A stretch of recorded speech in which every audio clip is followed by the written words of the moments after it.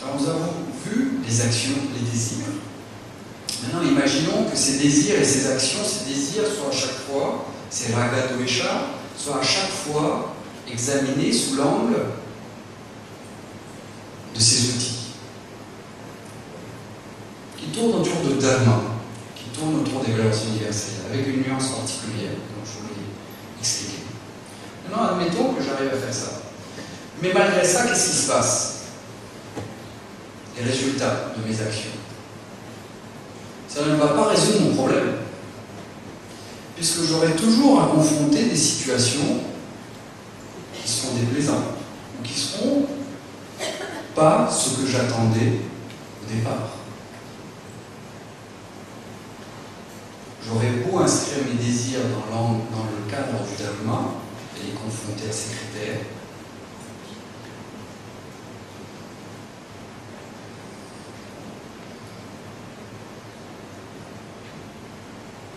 Donc comment maintenant gérer ces situations et ces résultats qui se présentent en face de nous? Quelle vision des choses peut nous donner cette tradition du Vedanta pour nous aider à nous libérer de ce sentiment soit de frustration, de déception, de colère, de blâme, dirigé vers nous-mêmes, vers les autres? Bon. Alors là, de la même manière pour les désirs, vous vous souvenez, les gens disaient désir pose un problème, solution est simple, soyez sans désir. Alors là, vous avez peut-être aussi dû entendre, oh, les attentes que vous avez en termes de résultats et les résultats que vous recevez ne sont pas les mêmes, que ne se conforment pas à vos attentes. Donc, solution est simple. N'ayez plus aucune attente. N'attendez rien de vos actions. N'attendez rien de vos actions. On entend ce genre de conseil. Donc, de la même manière, je ne vais pas insister là-dessus, mais c'est important. Vous le trouvez dans de nombreuses traductions de la Bhagavad Gita. D'ouvrages sur la spiritualité indienne, que la voie, le karma yoga, le yoga de l'action, consiste à être totalement dépourvu de toute attente par rapport au résultat de son action.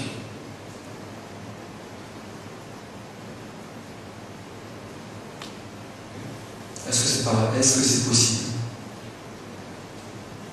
Non, c'est pas possible. Alors quoi faire?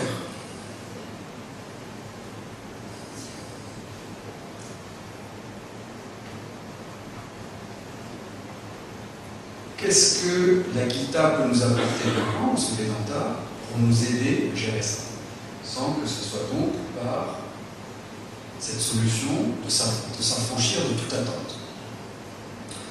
Il y a un verset qui est très connu et souvent mal interprété, qui dit la chose suivante. Et ce n'est pas un conseil, ce n'est pas un avis que donne cette tradition d'enseignement.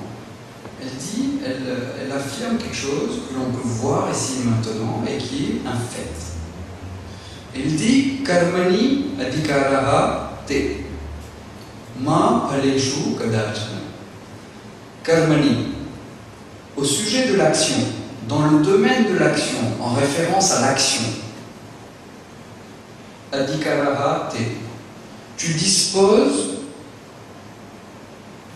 de la capacité de faire un choix. Tu es qualifié, tu as toutes les compétences nécessaires au niveau de l'action. Ma phaleshu kadachana, mais jamais au niveau phaleshu des résultats de l'action. Alors comment comprendre ça? Au niveau de l'action, je peux choisir, je dispose d'une certaine liberté, quelquefois contrainte. Les choix sont contraints, mais j'ai toujours un choix que je peux réaliser. De faire une action, par exemple, si je vous demande de vous lever, levez-vous. Monsieur peut décider soit de se lever, c'est sa prérogative, soit de ne pas se lever, soit de se lever mais seulement à la fin de l'intervention, ou alors de se coucher. D'accord? Et par rapport au résultat de l'action, quel est le choix dont on dispose? Si nous disposions d'un choix par rapport au résultat de nos actions,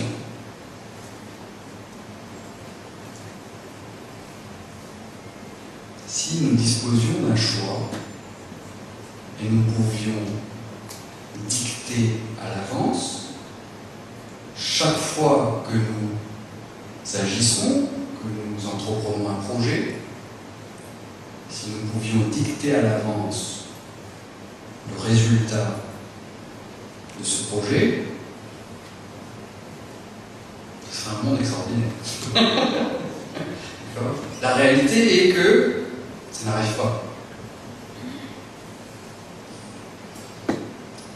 Mais alors, ces résultats viennent d'où? Est-ce que c'est totalement des résultats qui viennent de manière chaotique, de manière désordonnée, de manière totalement fortuite? D'où viennent ces résultats? Si je ne suis pas celui qui décide du résultat de mes actions, qu'est-ce qui en décide?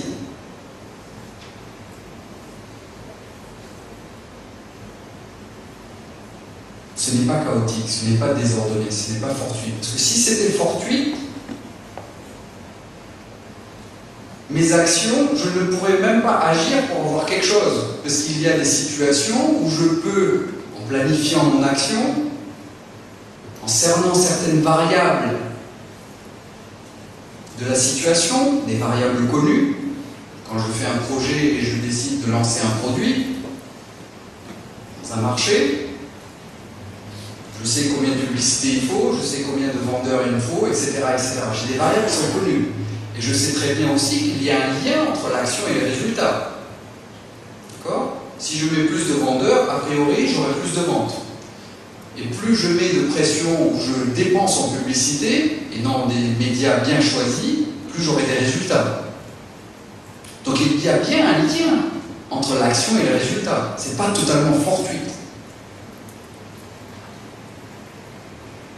Et c'est ça qui rend possible le fait que tout être humain est un homme d'action et qu'il arrive à réaliser des choses. Okay? Donc c'est pas fortuit, c'est pas désordonné, c'est pas chaotique. Il y a quelque chose qui gouverne l'action et son résultat. En fait, ce qui est intéressant ici, c'est que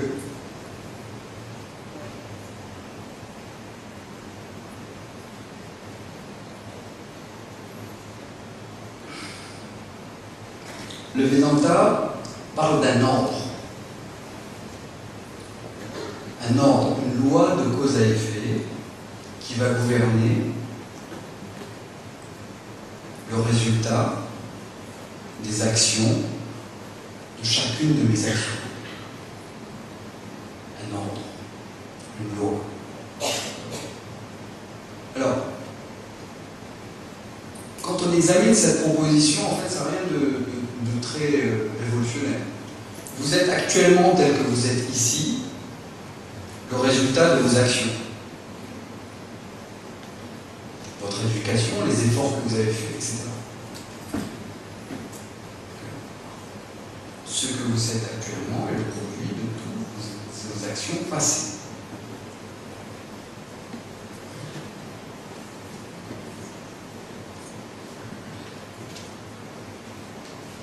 En fait, cette affirmation n'est pas spécifique au domaine de l'action. Des lois de cause à effet, on en a partout. Et c'est pour ça que les scientifiques, avec cette théorie du Big Bang, 14 milliards d'années ou 15 milliards d'années, depuis le Big Bang, arrivent par la connaissance de ces lois de cause à effet qui a plusieurs niveaux, aussi bien au niveau physique que biologique, que géologique, etc., etc. Aussi l'apparition et l'émergence de la conscience, après l'apparition de la vie, l'apparition de cette fonction qui est celle de l'œil. Vous savez que le fait que vous puissiez voir actuellement, pendant des millions d'années, la vie ne pouvait pas voir. La vie est apparue sur Terre à peu près il y a 3,9 milliards d'années. Et c'est uniquement après 3,5 milliards d'années, c'est-à-dire uniquement il y a 400 millions d'années, que la vie a commencé à se doter du pouvoir. Et vos yeux actuellement en tant qu'être humain sont le résultat de tentatives de cette extraordinaire force de la vie pour essayer de voir. Ça a commencé par des premiers vers avec des yeux qui étaient des yeux de silice, des yeux minéralisés. Ensuite, ça a évolué vers des yeux qui ont intégré la présence de l'eau. Et ensuite, petit à petit, au cours de l'évolution, cause à effet. Ce que je vais vous faire voir ici, cause à effet, ça aboutit à ce que vous étiez, à cet fantastique outil que vous avez, qui vous permet de voir. Cause à effet, on a parlé de l'écologie, on aurait pu parler aussi de la finance. Il y a de la cause à effet partout. Et une cause à effet qui n'est pas uniquement vous êtes le produit de vos actions à vous, mais vous êtes aussi, votre situation actuelle est le produit des actions des autres. La crise financière est là pour en témoigner. Depuis 2008, qu'est-ce qui s'est passé? À La Réunion, je pense qu'il y a eu des impacts extraordinaires de cette crise financière. Il y a eu des impacts. Et c'est pas fini. Cause à effet. Cause à effet, donc quand le Vedanta ou le Bhagavad Gita nous dit il y a un ordre qui régit, qui gouverne la relation entre l'action et les résultats, c'est quelque chose qui n'est absolument pas révolutionnaire. En fait, ça serait une surprise si ça échappait à cette loi de cause à effet. S'il y avait un domaine qui échappait à ces causes à effet, ça serait une grande surprise.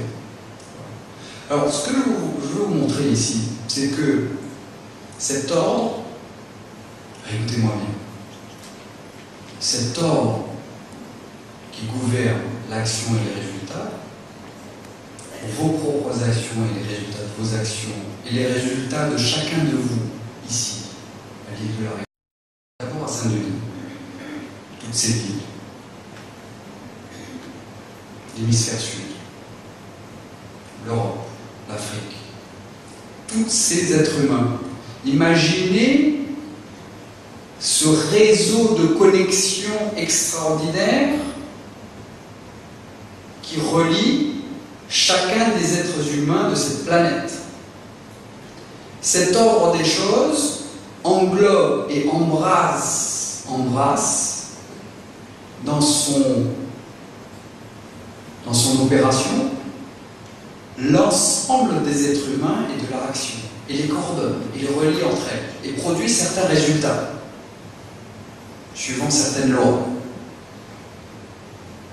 Donc c'est cette vision-là, je dirais, qui est celle d'un individu qui voit que parfois ses actions n'aboutissent pas à ce qu'il désirait. S'il n'est pas l'auteur des résultats de l'action, c'est cet ordre qui a pris en charge cette action et les a intégrés dans cet ensemble extraordinaire, dans ce réseau de variables qui est en mouvement constant, qui inclut toutes les actions de chacun et à chaque niveau, à chacune des situations, fait que ces situations émergent. Donc vous voyez l'extraordinaire soulagement que ça représente pour nous. Si moi je ne suis pas l'auteur des résultats de l'action, pourquoi est-ce que je me blâmerais? Pourquoi est-ce que je m'accuserais moi-même ou j'accuserais le monde? Moi, ce qui m'appartient, qui est de ma prérogative, est celui de l'action. L'action guidée par le dharma, action guidée par certaines valeurs, par la non-violence. Une analyse plus fine, les impacts de mes actions telles que je peux les prévoir. Mais au-delà de ça, cette action s'inscrit dans cet ordre. Et ce réseau et cet enchevêtrement énorme. une variable qu'on introduit, si certains sont familiers des variables, des systèmes, je dirais, on introduit une variable. Après, on voit ce qui sort. Moi, ce qui m'appartient, c'est d'introduire cette variable, cette action, mais le résultat, non. C'est comme si je me déchargeais d'un fardeau qui m'a pesé toute ma vie et qui m'a écrasé. Est-ce que vous voyez l'allègement ou la légèreté que cela peut procurer? L'absence d'inquiétude, l'absence de soucis. Quel va être le résultat? Ok, je fais cette action, je prévois, parce que je pense qu'il y a une certaine relation, je prévois que cette action produise ce résultat. Et je fais tout pour avoir ce que je veux. Mais une fois l'action faite, ça ne m'appartient plus. C'est pris en charge par cet ordre des choses. Et alors, quelle va être ma réaction et mon attitude quand ce résultat va venir? Ok. Ce qui vient, vient. Je n'ai pas choisi. C'est pas moi qui décide. Alors, on n'est pas dans du fatalisme, d'accord? C'est pas que tout est prédéterminé. En fait, ce qui est essentiel, c'est que dans cet ordre général qui prend en charge, cette loi générale qui prend en charge toutes nos actions et donne ses résultats et toutes les situations auxquelles nous sommes confrontés, l'élément clé, c'est quoi? C'est l'action. L'action est la responsabilité qu'a chaque être humain d'agir.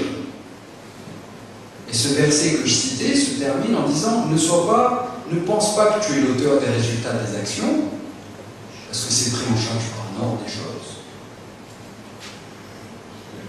Mais pour autant ne tombe pas dans l'inaction. Clairement. Explicitement dans ce verset de la Gita, il est dit ça.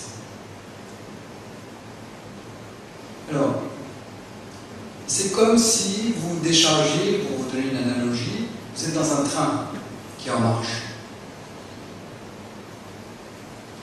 Et dans ce train qui est en marche, une personne avait une grande charge en Inde, un ballot, sur sa tête. Et son voisin lui dit, mais le train est en marche, pourquoi est-ce que tu portes le ballot sur sa tête? Le train va s'en occuper. Pose ton ballot. Ça s'appelle se décharger d'un fardeau. Et cette libération, je dirais, de cette charge et cette énergie, fait qu'il y a une énergie extraordinaire qui devient disponible. Une énergie qui est concentrée dans le choix de l'action. Une certaine lucidité dans l'action. Pas de la peur du futur.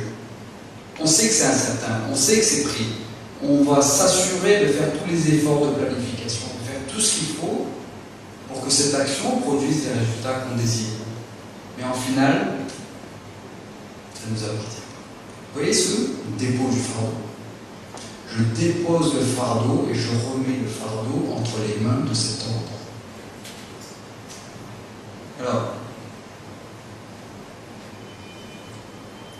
désir, action, résultat.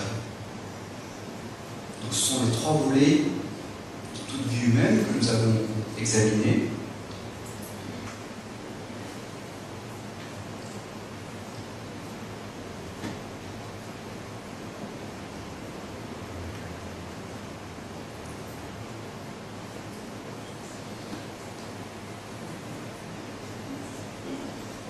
De quelle manière cet enseignement du Vedanta, en nous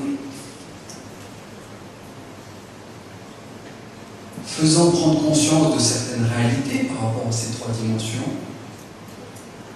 de nous aider à nous libérer, nous permet d'accéder à une certaine liberté par rapport à ces désirs, à cette force des désirs, à cette pression, à ces actions aussi, où parfois nous étions en conflit, nous ne savions pas où sur quelle base situer le choix de nos actions, et enfin le résultat, comment recevoir ces situations qui viennent à nous, même quand elles sont difficiles ou quand elles ne sont pas ce qu'on attend. Alors, le Vedanta ne s'arrête pas là. Cette liberté que donne cette connaissance reste relative. Pourquoi? Parce que je suis toujours un individu confronté à l'immensité du tout. Même si maintenant je vois ma place dans ce tout, je ne suis plus un être isolé face à ce tout. Je ne suis plus écrasé par cette complexité et cette violence de ces forces qui habitent l'univers. Parce que je vois un ordre. Je vois que cet univers est empreint d'un certain ordre qui régit mes désirs et mes émotions. Un ordre psychologique.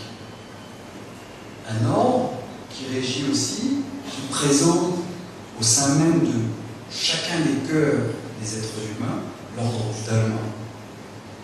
Et aussi cet ordre qui régit les résultats, l'ordre du karma. Donc je suis un individu maintenant qui est éveillé à la présence d'un grand ordre.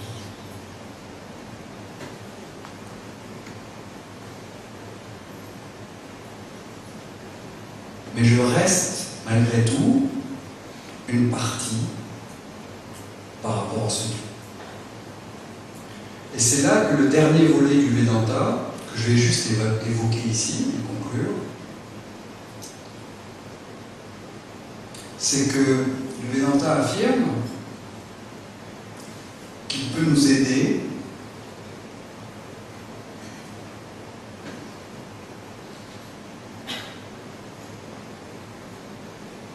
à découvrir que notre réalité est d'être illimitée.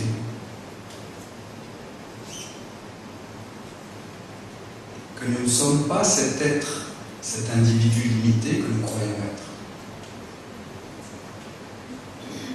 C'est énorme. Après ce premier volet de l'enseignement du Vedanta qui me fait grandir en tant qu'être humain et voir notre place au sein du tout, au sein de ce grand ordre, le Vedanta va encore plus loin et va nous mener à cette liberté absolue.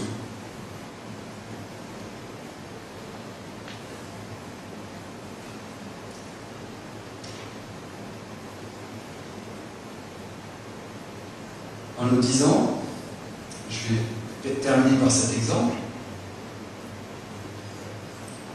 nous pensons être cet être confiné dans ce corps avec ses pensées et ses sens. Confiné ici, limité, dans le temps et dans l'espace.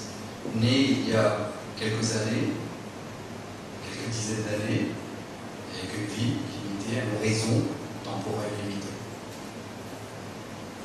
Le Vedanta dit, tu es cet être, cet Chidananda, tu es cet être conscience sans limite, qui imprègne toute chose, qui n'est jamais né et jamais mort. Par contre, comment est-ce qu'on peut comprendre intuitivement ça? Je n'ai pas le temps ici de dérouler toute la méthodologie, qui est une méthodologie extrêmement sophistiquée, mais à travers un exemple, j'espère pouvoir vous faire voir quelque chose. Comment expliquer que je sois cette conscience et que cette conscience n'est pas confinée dans ce corps, qu'elle apprenne toute chose? Comment est-ce que je peux comprendre que je ne suis pas juste un être conscient qui réside ici? Prenons l'exemple du verre. Ce verre, par ses parois, délimite un certain espace. Je peux appeler l'espace du verre. D'accord? Est-ce que cet espace du verre limite ou conditionne ou détermine réellement l'espace? Est-ce que cet espace du verre est-il distinct de l'espace qui est ici? quand je bouge ce verre, qu'est-ce qui bouge? Est-ce que l'espace qui est contenu dans le verre bouge? Est-ce que l'espace qui est dans le verre bouge? Ce qui bouge, ce sont les molécules d'air qui sont à l'intérieur du verre. Mais l'espace ne bouge pas. En fait, l'espace contient tous les verres que je peux imaginer et tous ces êtres humains. L'espace ne bouge pas. Il semble, c'est comme s'il il était limité par ce verre, mais en fait, l'espace est présent partout, en toutes choses. Vous voyez ça? L'espace semble être limité par ce verre, mais en fait, il supporte et contient tous les verres. Il contient ce verre, tous les verres. De la même manière, la réalité de moi-même n'est pas que je suis un être confiné, un être conscient confiné dans ce corps, mais qu'en réalité, c'est comme si, où il apparaît que je sois confiné par cet être, par ce corps et ses sens, et ses pensées, mais en réalité, cette conscience est présente dans tout l'univers. Comme une vague semble être limitée, l'eau semble être limitée par la forme de vague qu'elle prend, l'eau semble être limitée par la forme de la vague qu'elle prend, mais en réalité, elle n'est pas limitée. L'eau, quelle est la limite qu'a l'eau? L'eau n'est pas limitée ni dans l'espace ni dans le temps par ces vagues, quelles que soient les vagues au sein de l'océan. Elle est présente partout. Elle imprègne chacune des vagues, et aussi une vague en particulier qui est cette vague particulière. Donc, je ne vais pas continuer ce deuxième volet d'enseignement, mais je voulais vous montrer que cet enseignement a deux volets. Un qui est de nous amener à découvrir certaines réalités de l'existence, à un niveau, je dirais, relatif, qui nous procurera une liberté relative, qui nous permettra d'être plus à l'aise et de mener une vie avec plus de légèreté, plus de joie, plus de lucidité, devenir un contributeur, élargir son cercle de préoccupation. Donc grandir en tant qu'individu à ce niveau-là, à un niveau relatif, par la connaissance de certaines réalités. Et le deuxième volet de l'enseignement du Vedanta, c'est que cet être humain, chacun de nous, si on s'expose au Vedanta et qu'on grandit ainsi, peut être amené à comprendre et à la réalité ultime de lui-même, qui est infinie, et d'aboutir ainsi à une liberté absolue. Se libérer de manière définitive de tout sentiment de limitation. Voilà, je vous remercie. Désolé d'avoir largement